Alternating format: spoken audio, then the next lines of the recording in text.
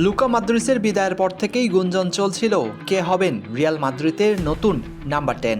অবশেষে সেই উত্তরটি মিলেছে। কিংবদন্তি জার্সি এবার উঠছে কিলিয়ান এমবাপ্পের গায়ে। মঙ্গলবার রাতে নিজেদের সামাজিক যোগাযোগ মাধ্যমে বিষয়টি নিশ্চিত করেছে রিয়াল মাদ্রিদ।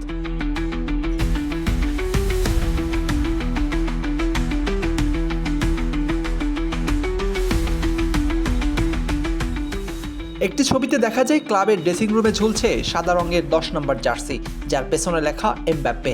এরপর এমবাপ্পে নিজেও ইনস্টাগ্রামে পোস্ট করেন সেই জার্সির গায়ে তোলা একটা ছবি। সাবেক নাম্বার 10 মাদ্রিদ সেখানে আগুনের ইমোজি দিয়ে মন্তব্য করেছেন, যেটি মুহূর্তেই ভাইরাল হয়ে পড়ে।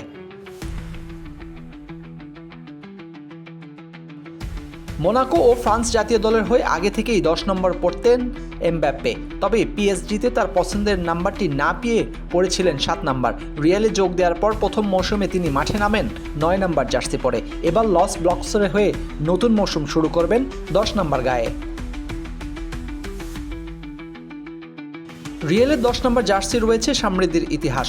রেমন্ডো Kopa, Francisco Puskas, Luis Figo, কার্ভেন সিন্স, মেসুত ওজিলের মতো কিংবদন্তিরা এই জার্সি গায়ে মাঠ কাঁপিয়েছেন। সেই তালিকায় এবার যুক্ত হলো এমবাপ্পের নাম।